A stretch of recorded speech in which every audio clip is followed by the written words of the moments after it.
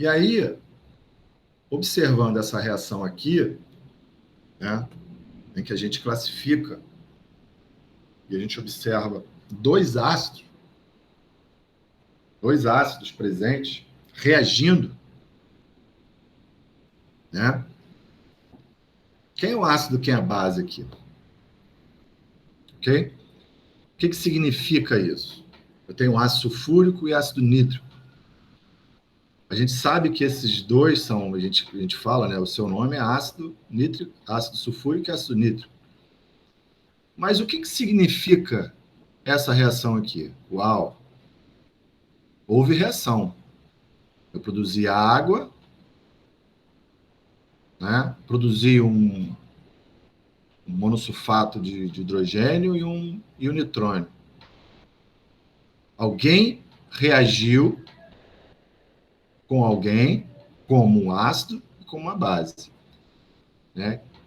Então, nessa reação aqui, o que a gente consegue observar é que foi o próton do ácido sulfúrico que foi perdido. Então, ele houve...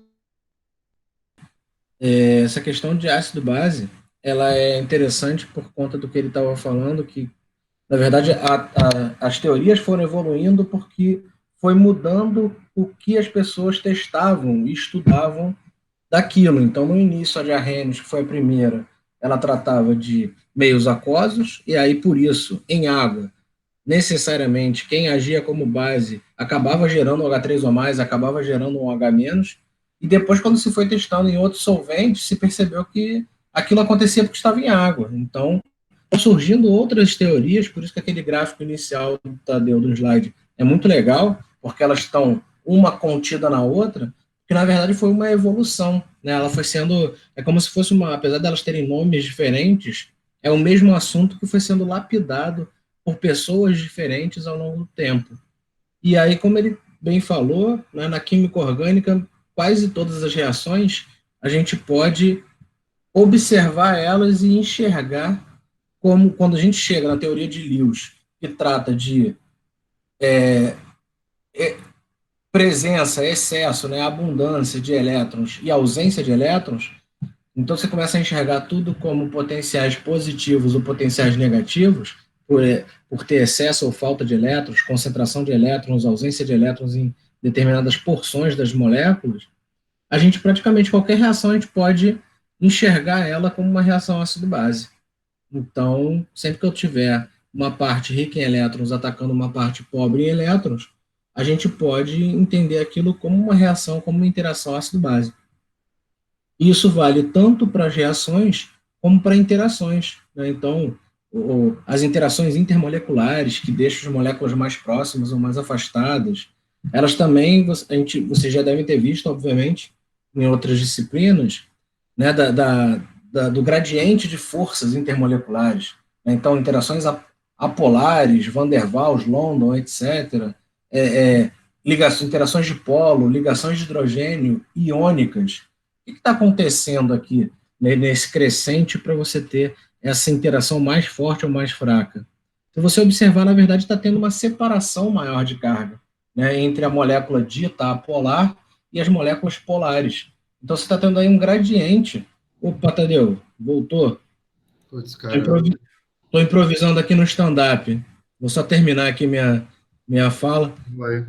Então, quando você caminha nessas moléculas do apolar até o iônico, o que você está tendo aí é uma separação e uma concentração de cargas, e essa separação e concentração de cargas vai dar interações mais fortes. Então você vê isso em várias interações entre moléculas diferentes ou entre moléculas iguais. A gente vê isso entre moléculas iguais quando a gente vê ponto de fusão, ponto de ebulição, e vê entre moléculas diferentes quando você vê reação, quando você vê solubilidade.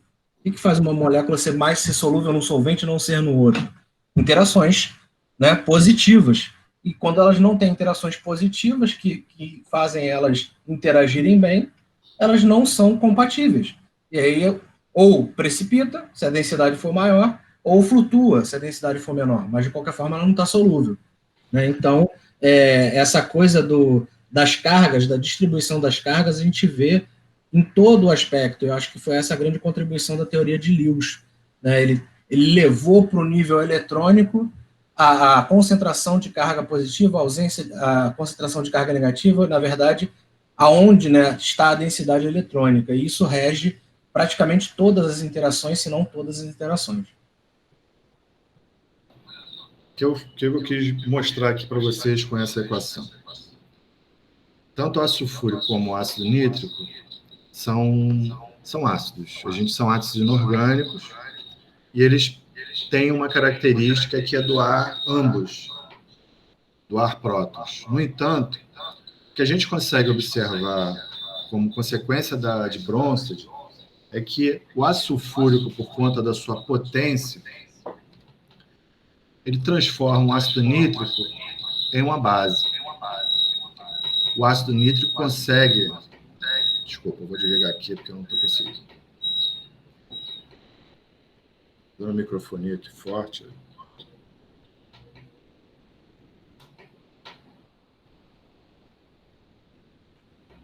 Eu vou gravar para vocês e vocês não vão ter prejuízo, não, tá? Tá, beleza.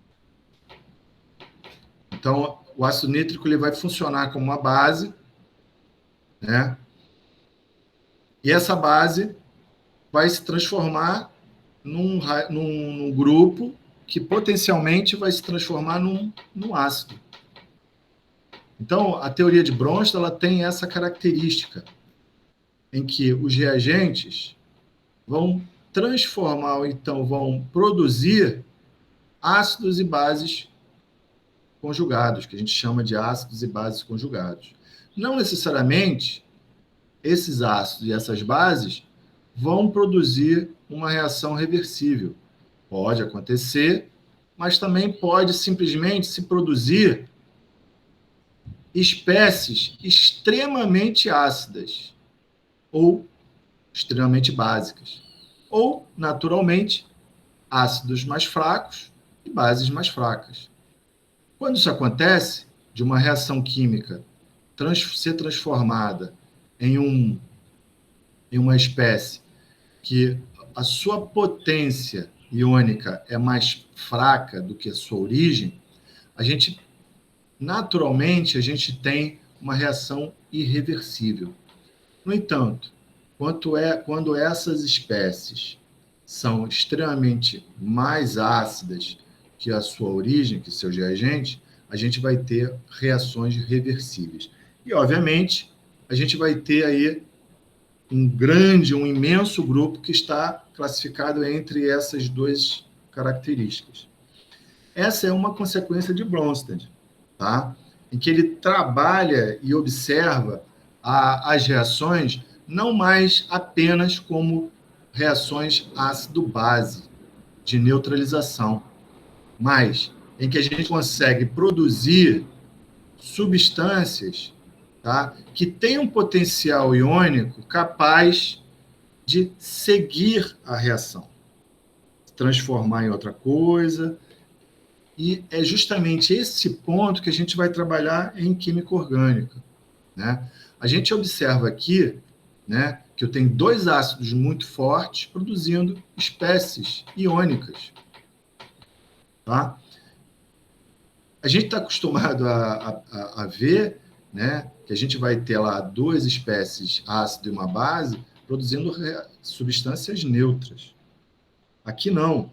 Aqui eu estou produzindo, isso pode acontecer naturalmente, aqui eu estou produzindo substâncias extremamente iônicas. Agora, como que isso acontece?